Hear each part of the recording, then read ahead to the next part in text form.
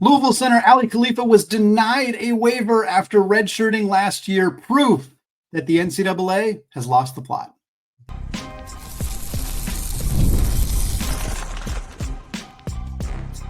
You are Locked On College Basketball, part of the Locked On Podcast Network. Your team every day. What's up, folks? Happy Monday and welcome into the Locked On College Basketball Podcast, a daily national college hoop show, part of the Locked On Podcast Network, your team every day. We are your co-hosts.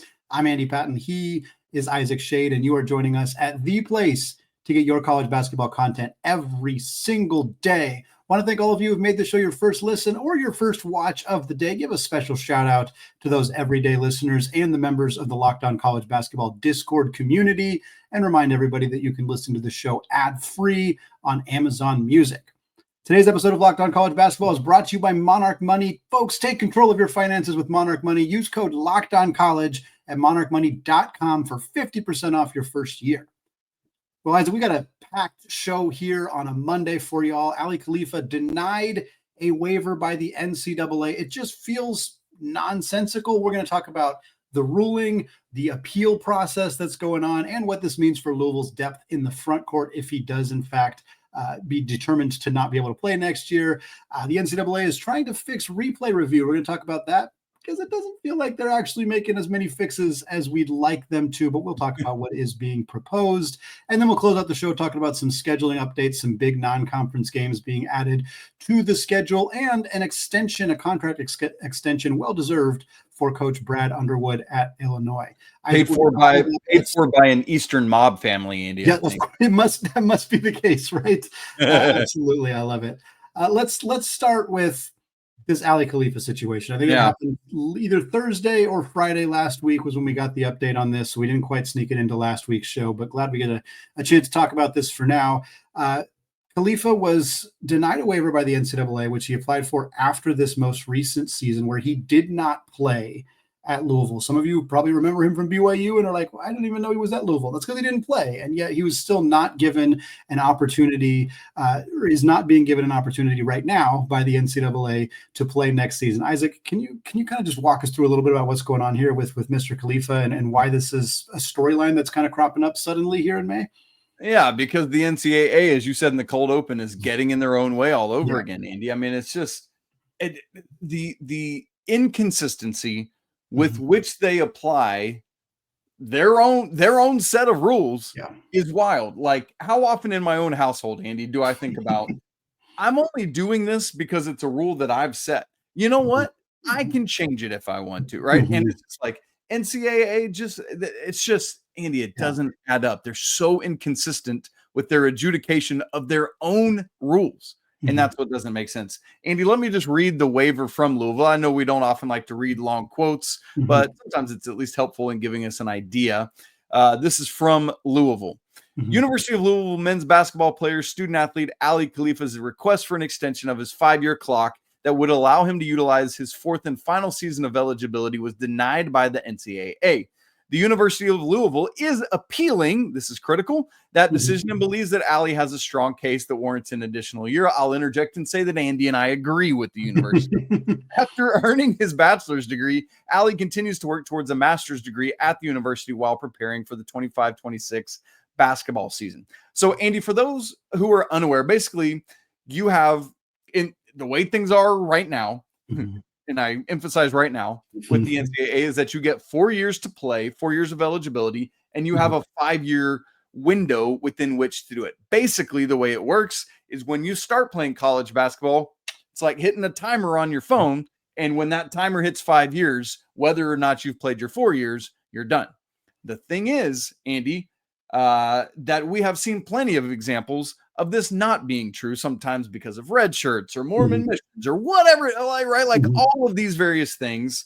And so, Andy, would you lay out then Khalifa's history, as well as some examples, or at least an example of moments you've seen the NCAA not apply this rule consistently in the way they're talking about right here? Yeah. So for Khalifa, I think the part that a lot of people are maybe missing in terms of the 5-year clock. Because if you go to like Basketball Reference, you're going to see he's played 3 years and he didn't play last year. That's only 4 years. Why are we even talking about a 5-year clock? Well, because he actually enrolled at Charlotte, his first school, in the 2020-21 season, which, by the way, is a year that is not being counted against anybody because of COVID-19. So this is a year he redshirted. He did not play a single game for Charlotte in the 2020-21 season. And then he played 31 games for Charlotte in 21-22. He played 34 games for Charlotte in 22-23, transferred to BYU, played immediately in 23-24, played 29 games. Then he transferred to Louisville, and then he sat out. So he has played college basketball games in exactly 3 seasons. In all of those 3 seasons, he has played 29 or more games. There's no debate about exhausting his eligibility in those 3 years. He clearly did, but then 2 additional years, he fully redshirted, did not play a single minute of basketball in the COVID season at Charlotte or in this most recent season for Louisville. But because those were each 2 separate college basketball seasons, the NCAA is looking at that and saying, these are 5 years that have gone by. He had the opportunity to play 4 years in that 5-year window. He didn't do it. That's not our fault. We're not granting him eligibility. That's presumably the determination and the ruling that they're making. I think that there is a little bit more to it than that. I think one part of this story that sometimes gets missed, you do not apply for a waiver before a season is over. So when Louisville announced that Aly Khalifa was redshirting this upcoming season, any communication that came from the school likely said that he is sitting out this season. They didn't use the word redshirt because redshirt is a term that is used after you get a waiver from the NCAA or you get some kind of paperwork from them. They did not file anything ahead of time. They just made the plan that he was not going to play. And then reportedly he was cleared to play or practice sometime in like January. And they made the determination to not bring him back. Again, if they played him at some point during the season, like in late February, he played a handful of games, then we're having a very different conversation, but they didn't. He ultimately didn't play. And for me, where I'm struggling with this is, if it is a conversation of, well, the trainer said he was eligible to play, and like you're starting, even if that's the conversation that you're starting to have, and that the trainers are now going to have to try to prove to the NCAA, hey, we cleared him for this on this day, but we didn't clear him for that. Like, we've lost the plot. Like, if that's the conversation that Louisville needs to have to fight this, that we are completely we're not having the right conversations. Yeah, and that would be has played college basketball in 3 seasons. He was expected to play in 4 seasons. Give him another year. I do not understand why on earth we need to, like, this doesn't make any sense to me. We are completely missing the point of what this is. This is a kid who's got another year to complete a master's degree, wants to play college basketball for a program that is expecting him to be there, is healthy, is ready to go, is academically eligible. None of this makes any sense. We are not doing the right thing if we are determining that this and the specifics of, well, could he have played a meaningless game against Georgia Tech in February? If so, well, then sorry, his career's over. That doesn't make any sense to me. It's complete. And like, I'll use the one example I came up with. We could have probably come up with hundreds of more, but like Caleb Battle just played last year at Gonzaga. He started his college basketball career in 2019. He played games in 6 consecutive years. 2 of those years he played 11 games, and 1 year he played 7 games. That's why he was given more eligibility. Nobody really argued with that. 2 of his years were cut short by injury, sure. But he played at least 1 game in 6 consecutive years. There was no junior college. There was no, like, to me, he played like 135 college basketball games. Aly Khalifa played 96. Like, what are we doing? This doesn't make any sense to me. Like, I get the minute points the NCAA is probably trying to make here to prove their point, but we're not having the right conversations. And Andy, like, it's funny. I thought this was going the other, like, because of COVID eligibility and because of redshirt stuff. I assumed not only that he was not going, like, the fact that they're calling him ineligible for this year, I figured he'd be able to play 2 more seasons because of right. I thought, you know, like I thought the pendulum was swinging the exact other way. And it's funny because on Louisville's website, literally on his bio, at this point, they are using the terminology redshirt year on his bio for last year. So that's interesting. I would kind of apply this. I just lost my train of thought with it. Shoot, I had a really good analogy, Andy, and it was going to set the world on fire and it would make a ton of sense to everybody. But I remember, like the whole conversation you were talking about with redshirt year and not using that verbiage yet until they had gained it. It's the same kind of thing when people will enter the transfer portal before it's open. Really, we should be saying they intend to, or they will when it does open. Even though people say they've entered the portal. Well, they haven't yet because it's not open. It's the same kind of thing. It's like he intends to apply for a medical red shirt or whatever. And that's kind of the verbiage there. For Louisville, Andy, this is potentially very handicapping if this appeal doesn't go through, which, by the way, Louisville's lawyering up, Aly's lawyering up, and good grief, this better go through because the NCAA just loses in court time after time after time. And if they don't hear, absurd, Andy. And I think like the NCAA is really shooting themselves in the foot because not only could they very likely lose this lawsuit, that could open up more eligibility headaches for them down the line. Like losing lawsuits is setting a precedent that could cause more problems for the NCAA. We've already seen that happen. And like, you know, I was just we were looking, taking the notes of like, who are some bigs that Louisville could pursue. And like, when you look at a list of the players in the transfer portal, the first name that popped up to me was Efton Reed. Efton Reed has played 20 more college basketball games than Aly Khalifa. Now he's also needs a waiver to get eligibility. He probably won't get it because he played 4 full seasons of college basketball. There's not really a strong argument for him to get one, but the reason that he is suing the NCAA or threatened to sue the NCAA is because he missed like 8 games his junior year because that was the year when the two-time transfers weren't eligible. And then halfway into the season, they decided, oh, they are eligible. And so Reed is saying, well, I missed part of this season. I should be able to get more eligibility. That's what happens when the NCAA loses lawsuits is you give them an inch, they're going to start trying to take more and more. So if the NCAA loses this lawsuit, instead of what they should do is just give Khalifa eligibility on appeal. He's going to appeal, give him eligibility, pretend this whole thing never happened. In a month, nobody will be talking about it. But if the NCAA continues to deny him eligibility on the waiver, they will get sued. They will very likely lose. And in my opinion, it will open up a different can of worms that will create more eligibility headaches for the NCAA. If there's anybody there listening, I promise you this is the direction I think this is going to go. And you do not want this to happen. Just give him the waiver, let him win on appeal. The whole thing moves on. Instead, the NCAA will probably let their ego get in the way yet again. And Almost think like, we are in the right. We will stand on the right side of history on this thing. Well, and then you're going to be screwed because, as Andy said, it's going to open the floodgates. Moses is going to spread wide his arms, and everyone's just going to barrel through the Red Sea on dry land into this chasm that has opened up in the rule book. It'll be a whole thing. Speaking of the rule book, Andy, what a segue there. What a segue. It's replay review has become a massive issue in college basketball, causing us all to yawn and snooze and sleep during the end of college basketball games. Well, Andy, can we finally have some change here at the end of games? Can we get some of these calls cleaned up? Maybe a little bit, but there's some proposals on the way. We'll see if they will help at all. And Andy and I'll unpack what that means coming up in just a second. We'll have that conversation right after I tell you about our good friends at Monarch Money.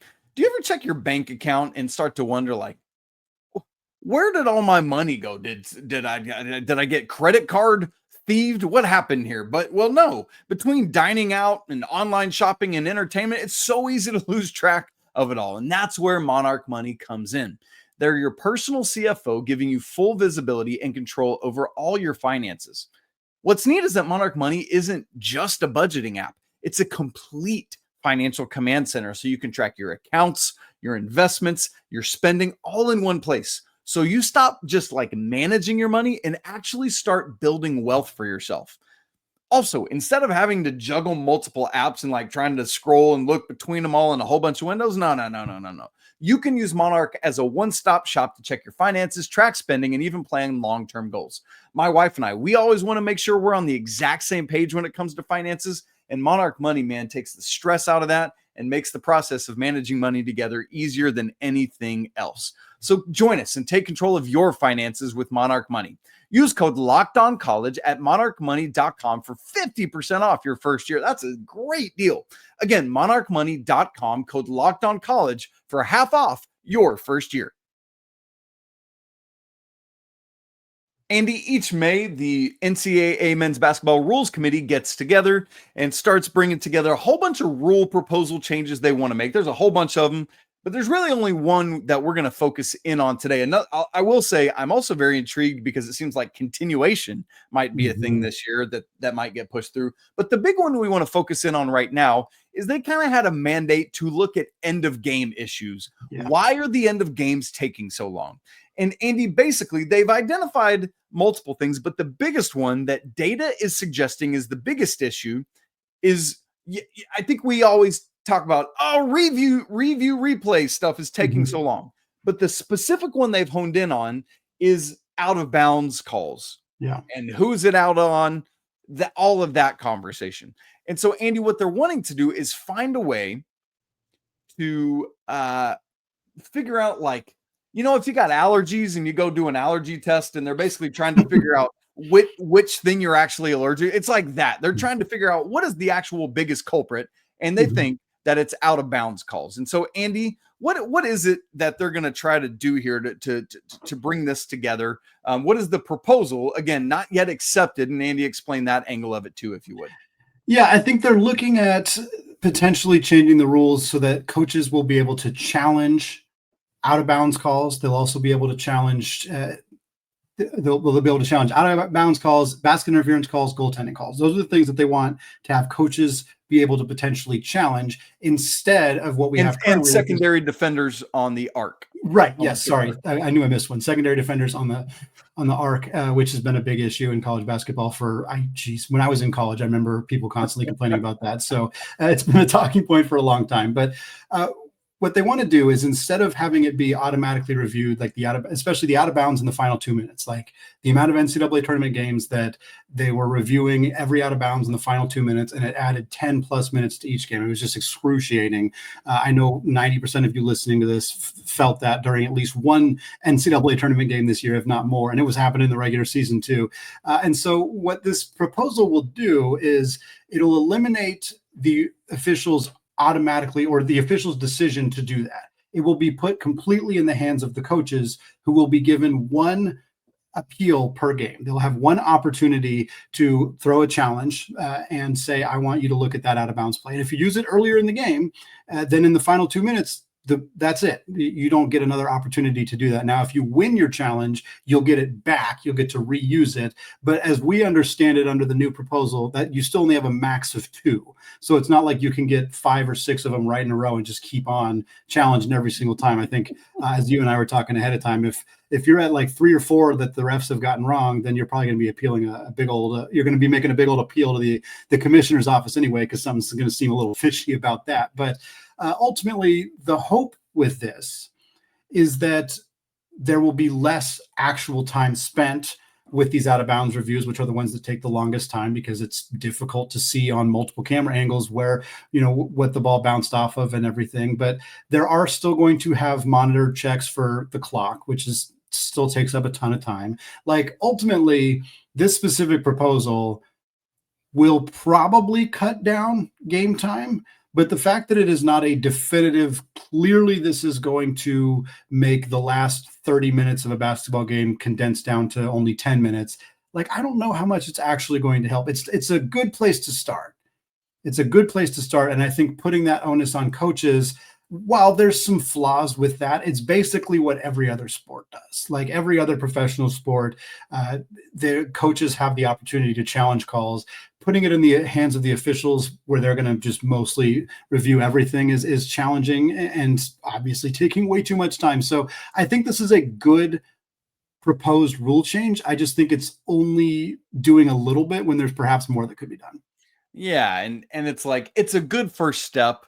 But as you said, Andy, will it be enough of a first step? And I don't know that we'll fully know that. Like, is the NCAA here's my hope, Andy. If they're thinking this is going to do it, I sure hope to goodness they have somebody sitting collecting all the data on this thing, so that it's not just, we think this went well. No, if you're going to only move this amount of things, then you better have some freaking data on it when we get to next offseason. That's where I'm at.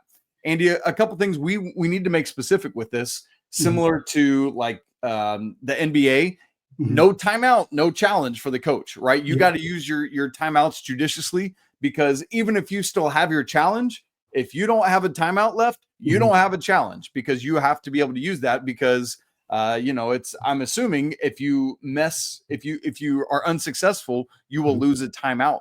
Right. It's also preventing coaches from just throwing a challenge as soon as they can so that they can use a timeout. Like that's that's one of the big things is that they're trying to prevent stall tactics to buy another timeout at end of game situations. I like that angle of it alone is great, right? Like coaches won't be able to request those things. But to be very clear, Andy, direct from the NCAA's press release on this, quote, officials cannot initiate video review on out of bounds calls unless through a coach's challenge. And that side of it, I think, is great. It's like, I'm all in on camp. I want to get every call right. But at the expense of flow of the game, it's becoming more hard for me to be as firm on that as I've always been.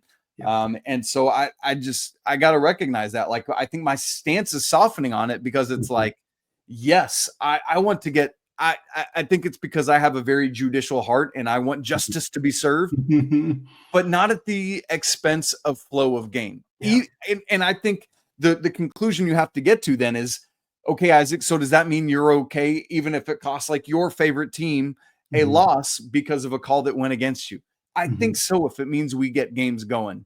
That, you know, MLB has figured this out, for crying out loud, right? They've like, and maybe that's the thing. I hope we eventually get to where there is an off-site third party something that's reviewing all those and buzzing in and saying, hey, yeah, here's what, like, because to me, it's not about what calls it is. It's about the time at the monitor for whatever call it is. And so can we have some offsite somebody doing it? That's something that MLB has very, very right.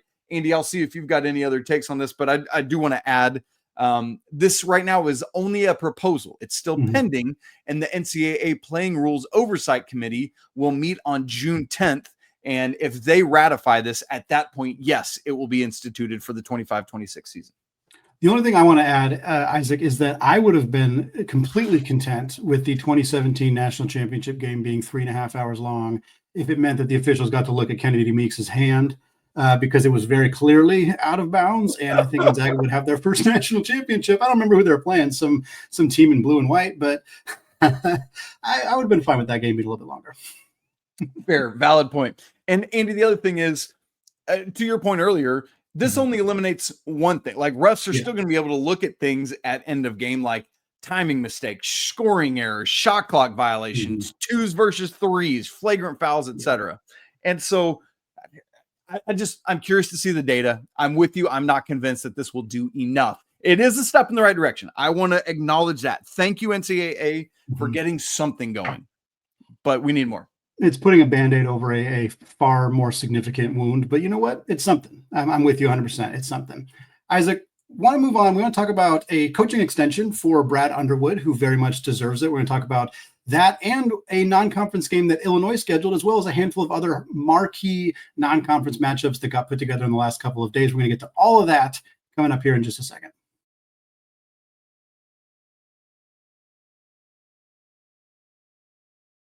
All right, Isaac, closing out the show, we're going to talk about some scheduling games, some marquee non-conference matchups that got put together in the last couple of days. But first, I want to talk about a contract extension for Brad Underwood at Illinois. It's a 6-year deal now for him going through the 2030-31 season. He was already extended through 2028, so this just adds 3 years to his deal. His base pay now is up to $4.4 million. I don't have what it was before, but it's a nice little pay bump for Coach Underwood and a couple extra years added onto that schedule, and for good reason. Coach Underwood's been great. He's won 68% of his games at Illinois. 68% of your games in a mid-major conference tends to get you hired by a high-major program. 68% of your wins at a Big Ten school means you get a nice extension, because that's where you want to be. Underwood's done a fantastic job, made the NCAA tournament each of the past 6 years. Been one of the more steady, successful coaches in college basketball. I'm sure fans would like to see some more national championship banners hanging up out there, but still a coach who's had a lot of success. And we joked about his offseason earlier, and had the host of Locked On Illini on the show, Sonny Verma, who was talking about their offseason and bringing in so many itches. They have obviously the Ivasic brothers, Stojakovic. You made a joke about it earlier, being paid by Eastern European mobs, but Coach Underwood has whatever team he's got, wherever those players come from, whatever their last name says, they've won a lot of basketball games, and I don't think that's changing in Champaign anytime soon. And Andy, I think really the only take I want to have on this before we get to these games that we're excited about is in an era where we've lost so many of the names, the big name coaches in our sport. Yes, I know he is not yet a national championship coach, but I think Brad Underwood kind of firmly continuing on as one of the, I think, most prominently known coaches in our sport is ultimately a good thing for us all. So I don't care if you're an Indiana fan and you hate Illinois or Northwest, whatever it is, man, this is good for our sport. And so good on Illinois for getting this done. Even ahead of this summer, man, that's good stuff. Very excited for it. And Andy, very excited for a specific game that he and his Illini are going to play on December 6th. Yeah, we got 5 games here to talk about that have been scheduled in the last couple of days. One of them being Illinois on December 6th, taking on Tennessee. That'll be a fun one. 2 of the best coaches in the sport, Brad Underwood and Rick Barnes, going at it on, again, December 6th at the Bridgestone Arena in Nashville, which is the day after Gonzaga and Kentucky will play at the Bridgestone Arena in Nashville. So if you want to take a trip out to Nashville, you have back-to-back unbelievable non-conference college basketball games. That's really fun. It's fun for all 4 of these teams, for the fan bases. Hopefully there'll be some overlap in the sections there, because I think those are going to be 2 really, really fun games. The return game in this Tennessee-Illinois series, by the way, will be next year at the United Center in Chicago. So it'll be very fun to see. And then we got some other games here. Isaac, I'm just going to rattle them off. Real quick, let me say the SEC tournament is usually at Bridgestone. So if so, great for both Tennessee and Kentucky to get games there early in the season. And I know they're used to it, but the guys that haven't played at Tennessee or Kentucky before, good for them to just kind of get the lay of the land, man. There's always something to that in my mind. Yeah, that's a great point. I hadn't even connected that, but yeah, that is a really good point. A couple other games to talk about that were scheduled recently. Arizona versus San Diego State. This game will take place on December 20th at the Footprint Center in Phoenix.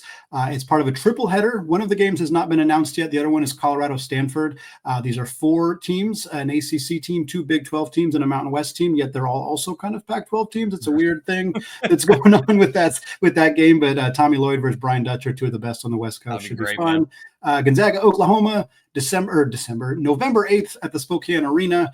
First in an expected 2-year home and home series, or semi-home and home series between those 2 teams. Texas Tech versus LSU, December 7th at the Dickies Arena in Fort Worth. Neutral site game for those 2 clubs. And then Marquette versus Oklahoma. Second time Oklahoma's on here. This is the first ever matchup between Marquette and Oklahoma. It's scheduled for November 28th, Black Friday in Chicago. I think Black Friday is a day that sometimes gets a little overlooked, but it's a good day to schedule a tough game. So I'm excited to see how Marquette versus Oklahoma shakes out that day. Isaac, what an incredible slate of games here that we got added onto the schedule. It's going to be so much fun to watch some non-conference hoops this year.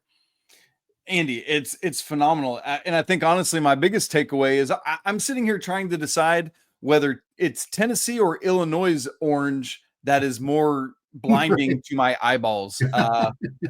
Because they're both kind of like safety vest orange in some sort of way. Very true. So that'll be fun on December 6th. No, Andy, I want to mention, obviously a lot of this is giving us great content on the first week, but I also let you know, you were just talking about Black Friday for Marquette and Oklahoma.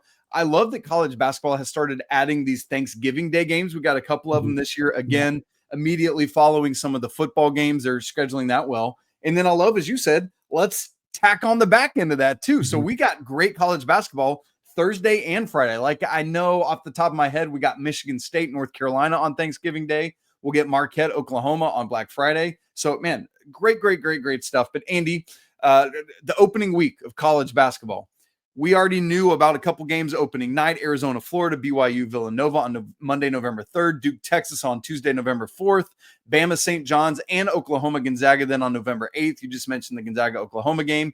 And then that's on a Saturday. Then on Sunday, we get Indiana, Marquette on November 9th. And so, man, just massive stuff on opening week, Andy. But what we need then is we got a nice little gap Wednesday to Friday. So coaches, get you some non-con games. Let's get a marquee game Wednesday, Thursday, and Friday. At least on Friday, man. At least on Friday. I was going to say, teams are going to stay away from Thursday because of Thursday night football, but at least on that Friday. Come on, there's got to be some big games there. No, look, we're not worried about staying away from Monday night football. Why should we care about Thursday night football? But, Andy, Friday night, we got to get something to happen there. Andy, which of these games that you've just introduced us to are you most excited and pumped for? I think it's the orange battle. I think it's Tennessee versus Illinois. Two legends. Illinois, a great offensive team. Tennessee, a great defensive team. I think that kind of makes it the exciting matchup. Without having dug super deep into every roster yet, I know that I like what Illinois has done this offseason. Tennessee's certainly got some high-level talent returning. I think there's going to be some really exciting aspects to this game. And like you said, I think the fact that it's at Bridgestone Arena, it's in Nashville, will be probably filled with Tennessee orange more so than Illinois orange. But I think that's going to be a really, really fun basketball game. And I'm excited to see how it shakes out. Yeah, that will be a lot of fun. I'm trying to think the route from Champaign down to Nashville, if that's pretty direct or not, but I can't map in my head. Probably not. For me, Andy, Arizona, San Diego State should be a blast. Two of the most dominant West Coast powers of the past 5 years or so.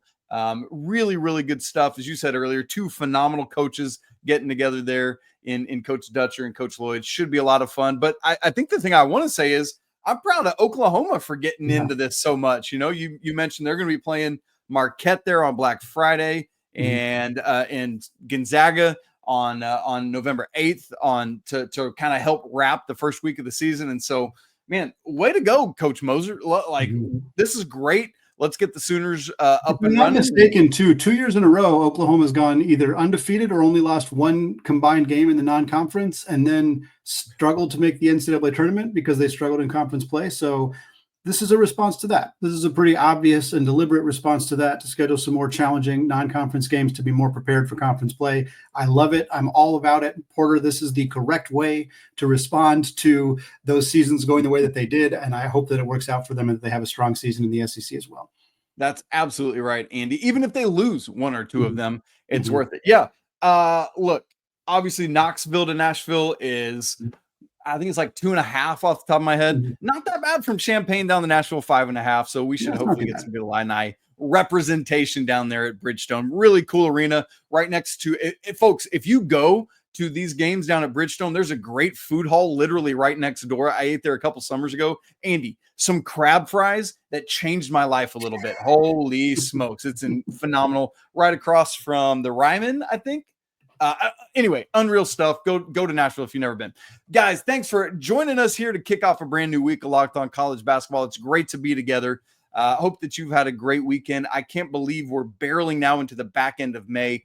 It's all happening so fast. As you listen to this, we're now something we didn't address on the show today is the combine is now over and players have until, again, May 28th to make their final decisions about coming back to college or not. So we'll keep track of that here over the next 10-ish days and keep you updated on all of that. If you've not joined the Locked On College Basketball Discord, we'd love to have you there. That link is in the show notes. Absolutely free to join. As always, we want to say apologies to the Lawyer family. Let's go Wild Pope. Shouts to our guy, McBruins. And until tomorrow, peace.